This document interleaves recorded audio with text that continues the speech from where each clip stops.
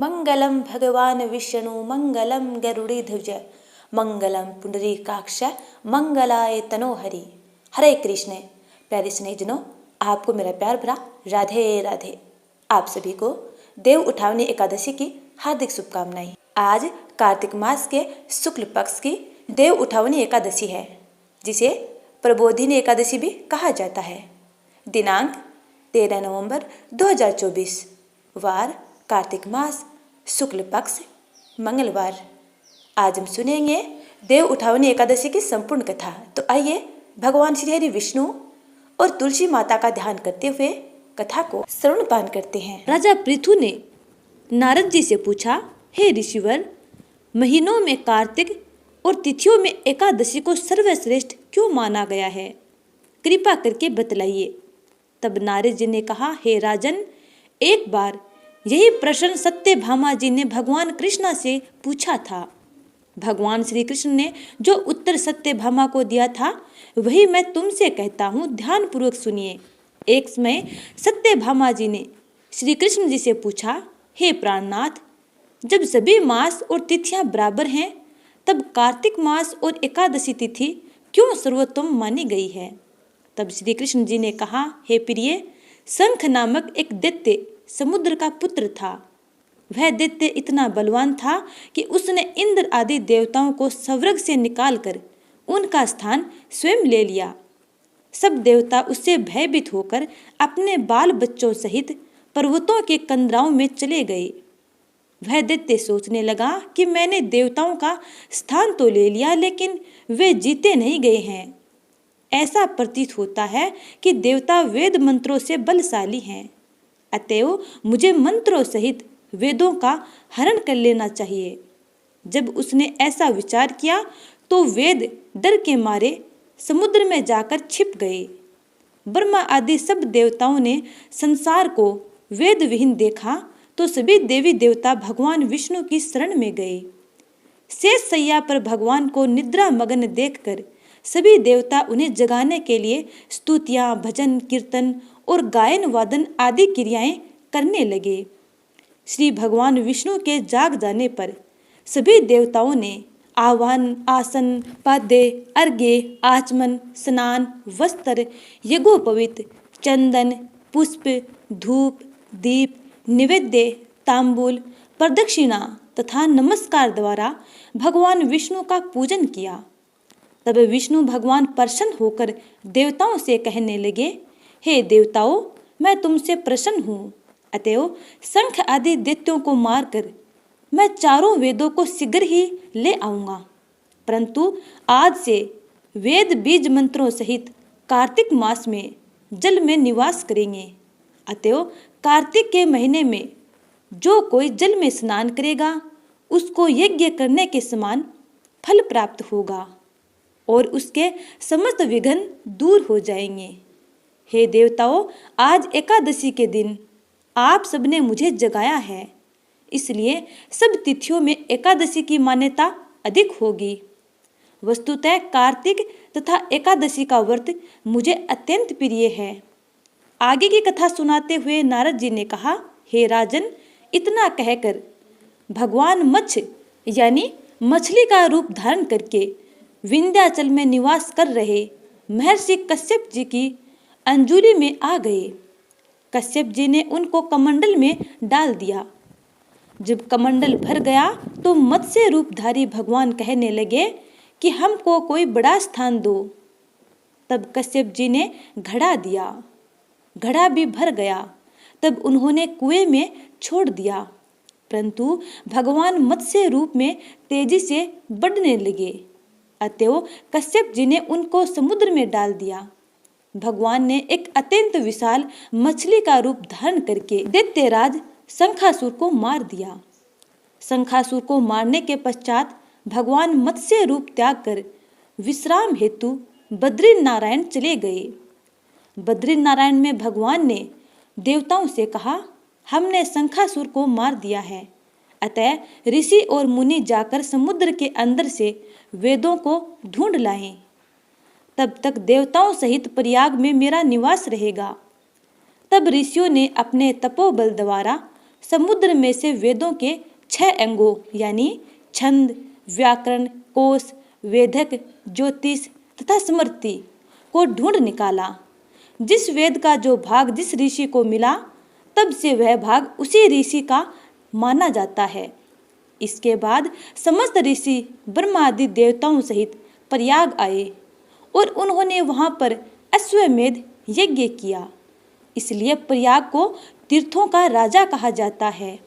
प्रयागराज में स्नान, दान तथा यज्ञ आदि करने वाले के जन्म जन्मांतर के पाप समूल नाश हो जाते हैं और वे मोक्ष के अधिकारी बन जाते हैं, इसमें कोई संदेह नहीं है। अब सुनते हैं अगली कथा। एक राजा के राज्य में सभी लोग एकादशी का व्रत रखते थे।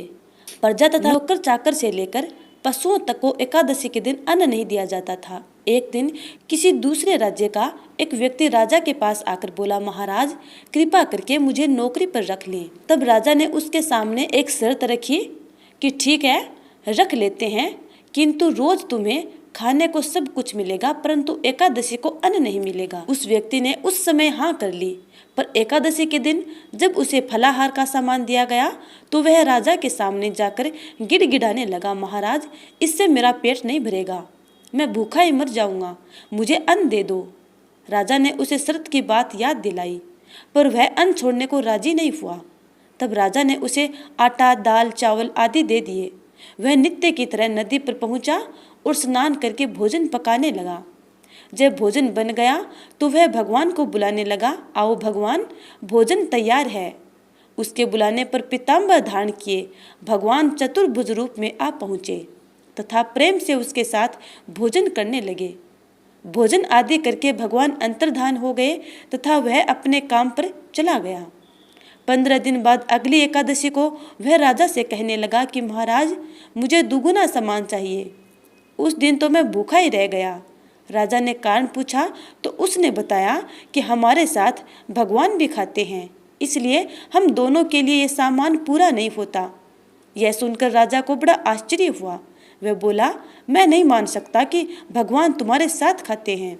मैं इतना व्रत रखता हूँ, पूजा करता हूँ, फिर भी भगवान ने मुझे दर्शन तक नहीं दिए। राजा की बात सुनकर वह बोला, महाराज यदि विश्वास न हो तो साथ चलकर देख लें। राजा एक पेड़ के पीछे छिप कर बैठ गया। उस व्यक्ति ने भोजन बनाया तथा भगवान को शाम तक पुकारता रहा परंतु भगवान नहीं आए। अंत में उसने कहा, हे भगवान यदि आप नहीं आए तो मैं नदी में कूदकर प्राण त्याग दूंगा, लेकिन भगवान नहीं आए। तब वह प्राण त्यागने के उद्देश्य से नदी की तरफ बढ़ा। प्राण त्यागने का उसका दृढ़ इरादा जान शीघ्र ही भगवान ने प्रकट होकर उसे रोक लिया और साथ बैठकर भोजन करने लगे। खा पीकर वे उसे अपने विमान में बिठाकर अपने धाम ले गए। यह देख राजा ने सोचा कि व्रत उपवास से तब तक कोई फायदा नहीं होता जब तक मन शुद्ध न हो। इससे राजा को ज्ञान मिला। वह भी मन से व्रत उपवास करने लगा और अंत में स्वर्ग को प्राप्त हुआ। दूसरी कथा के अनुसार एक राजा था। उसके राज्य में प्रजा सुखी थी।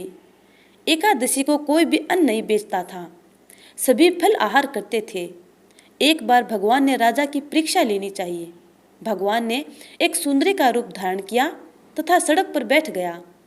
तभी राजा उधर से निकला और सुंदरी को देख चकित रह गया।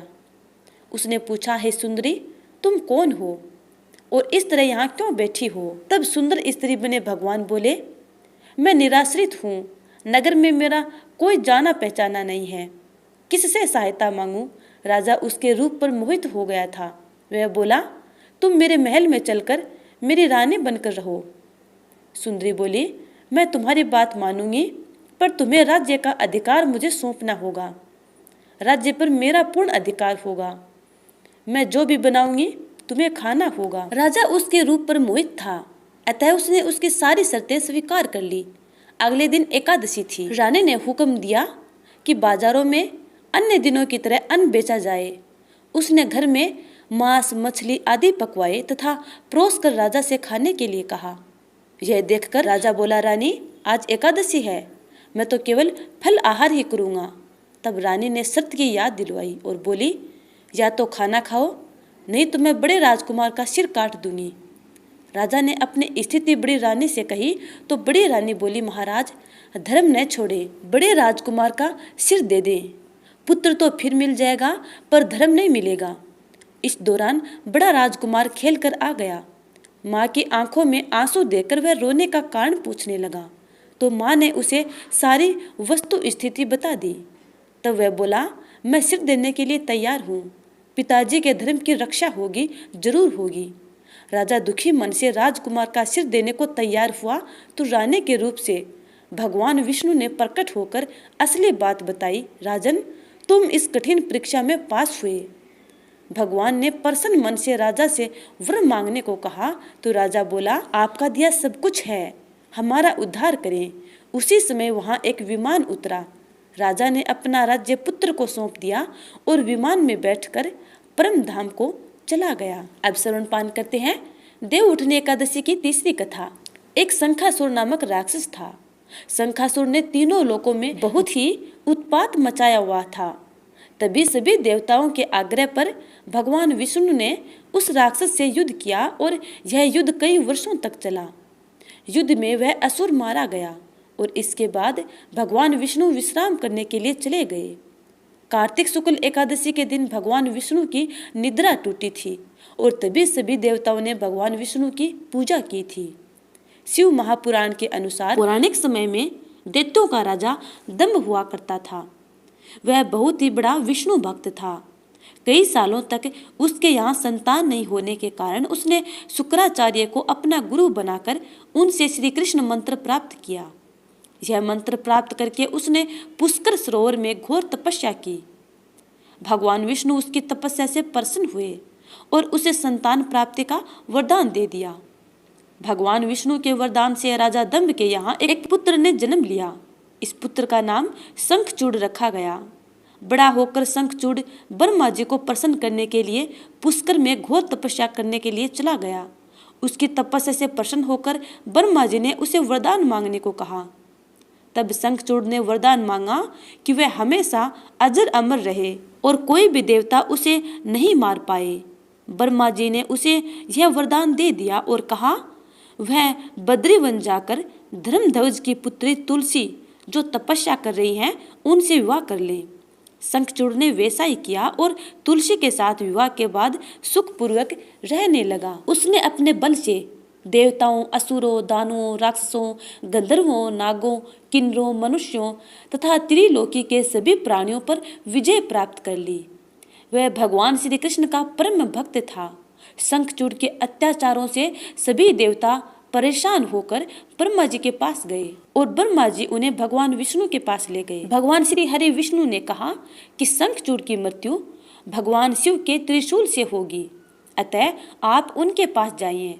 भगवान शिव ने चित्ररथ नामक गण को अपना दूत बनाकर शंखचूड़ के पास भेजा। चित्ररथ ने शंखचूड़ को समझाया कि वह देवताओं को उनका राज्य वापस लौटा दे, परंतु शंखचूड़ ने मना कर दिया और कहा वह महेश्वर से युद्ध करना चाहते हैं। भगवान शिव को जब यह बात पता चली तो वे युद्ध करने के लिए अपनी सेना लेकर निकल पड़े। इस तरह देवता और दानवों में घमासान युद्ध हुआ, परंतु ब्रह्मा जी के वरदान के कारण शंखचूड़ को देवता नहीं हरा पाए। भगवान शिव ने शंखचूड़ का वध करने के लिए जैसे ही अपना त्रिशूल उठाया तभी आकाशवाणी हुई कि जब तक शंखचूड़ के हाथ में श्री हरि का कवच है और इसकी पत्नी का अस्तित्व अखंडित है तब तक इसका वध असंभव है। आकाशवाणी सुनकर भगवान विष्णु वृद्ध ब्राह्मण का रूप धारण कर शंखचूड़ के पास गए और उससे श्री हरि कवच दान में मांग लिया। शंखचूड़ ने वह कवच बिना किसी संकोच के दान कर दिया। इसके बाद भगवान विष्णु शंखचूड़ का रूप बनाकर तुलसी के पास गए। शंखचूड़ रूपी भगवान विष्णु ने तुलसी के महल के द्वार पर जाकर अपने विजय होने की सूचना दी। यह सुनकर तुलसी बहुत प्रसन्न हुई और पति रूप में आए भगवान का पूजन किया व रमण किया। ऐसा करते ही तुलसी का अस्तित्व खंडित हो गया और भगवान शिव ने युद्ध में अपने त्रिशूल से शंखचूड़ का वध कर दिया। तब तुलसी को पता चला कि वे उनके पति नहीं हैं, बल्कि वे तो भगवान विष्णु हैं। क्रोध में आकर तुलसी ने कहा कि आपने छल पूर्वक मेरा धर्म भ्रष्ट किया है। और मेरे पति को मार डाला। अतः मैं आपको श्राप देती हूँ कि आप पाषाण के होकर धरती पर रहें। तब भगवान विष्णु ने कहा, देवी, तुम मेरे लिए भारतवर्ष में रहकर बहुत दिनों तक तपस्या कर चुकी हो। तुम्हारा यह शरीर नदी रूप में बदलकर गंडकी नामक नदी के रूप में प्रसिद्ध होगा। तुम पुष्पों में श्रेष्ठ तुलसी नामक वृक्ष बन जाओगी और सदा मेरे साथ रहोगी। तुम्हारे श्राप को सत्य करने के लिए मैं पाषाण यानी शालिग्राम बनकर रहूंगा। गंडकी नदी के तट पर मेरा वास होगा। देव प्रबोधिनी यानी देव उठानी एकादशी के दिन भगवान शालिग्राम व तुलसी का विवाह संपन्न कर मांगलिक कार्यों का प्रारंभ किया जाता है। हिंदू धर्म मान्यता के अनुसार इस दिन तुलसी शालिग्राम विवाह करने से अपार पुण्य की प्राप्ति होती है। अब सुनते हैं श्री हरि विष्णु चालीसा। विष्णु सुनिए विनय सेवक की चितलाए, कीरत कुछ वर्णन करूं दीजिए ज्ञान बताए। नमो विष्णु भगवान खरारी, कष्ट नशावन अखिल बिहारी। प्रबल जगत में शक्ति तुम्हारी, त्रिभुवन फैल रही उजियारी। सुंदर रूप मनोहर सूरत, सरल स्वभाव मोहनी मूरत। तन पर पीताम्बर अति सोहत, बेजंती माला मन मोहत। शंख चक्र कर गदा बिराजे, देखत देते असुर दल भाजे। सत्य धर्म मद लोभ न गाजे, काम क्रोध मद लोभ न छाजे। संत भक्त सज्जन मन रंजन, दनुज असुर दुष्टन दल गंजन। सुख उपजाए कष्ट सब भंजन, दोष मिटाए करत जन सज्जन। पाप काट भव सिंधु उतारन, कष्ट नाश कर भक्त उबारन। करत अनेक रूप प्रभु धारण, केवल आप भक्ति के कारण। धरणी धेनु बन तुम्हें पुकारा, तब तुम रूप राम का धारा। भार उतार असुर दल मारा, रावण आदि को संघारा। आप वराह रूप बनाया, हरण्याक्ष को मार गिराया। धर्म मत से तन सिंधु बनाया, 14 रत्नन को निकलाया। अमिलख असुरों ने द्वंद्व मचाया, रूप मोहिनी आप दिखाया। देवन को अमृत पान कराया, असुरन को छवि से बहलाया। कुर्म रूप धर सिंधु मझाया, मंदराचल गिरि तुरंत उठाया। शंकर का तुम फंद छुड़ाया, भस्मासुर को रूप दिखाया। वेदन को जब असुर डुबाया, कर प्रबंध उन्हें ढूंढवाया। मोहित बनकर खल ही नचाया, उसी कर से भस्म कराया। असुर जलंधर अति बलदाई, शंकर से उनकी न लड़ाई। हार पार शिव सकल बनाई, कीन सती से छल खल जाई। सुमिरन कीन तुम्हें शिवरानी, बतलाई सब विपत कहानी। तब तुम बने मुनीश्वर ज्ञानी, वृंदा की सब सूरति भुलानी। देखत तीन दनुज शैतानी, वृंदा आए तुम्हें लपटानी। हो सप्रस धर्म क्षति माने, हना असुर उर शिव शैतानी। तुमने ध्रुव प्रहलाद उबारे, हिरण्याकुश आदि खल मारे। गणिका और अजामिल तारे, भूत भक्त भव सिंधु उतारे। हरहु सकल संताप हमारे, कृपा करहु हरि सिरजन हारे। देखूँ मैं निज दर्श तुम्हारे, दीन बंधु भक्तन हितकारे। चहत आपका सेवक दर्शन, करहु दया अपनी मधुसूदन। जानू नहीं योग्य जप पूजन, होए यज्ञ स्तुति नुमोदन। शील दया संतोष सुलक्षण, विदित नहीं व्रत बोध विलक्षण। करहुम आपका किस विधि पूजन, कुमति विलोक होत दुख भीषण। करहुम प्रणाम कौन विधि सुमिरन, कौन भांति में करहूँ समर्पण। सुर मुनि कृत सदा सेवकाई, हर्षित रहत परम गति पाई। दीन दुखिन पर सदा सहाय, निज जन जान लेव अपनाई। पाप दोष संताप नसाओ, भव बंधन से मुक्त कराओ। सुख संपत्ति दे सुख उपजाओ, निज चरणन का दास बनाओ। निगम सदा ये विनय सुनावे, पढ़े सुने जो जन सुख पावे।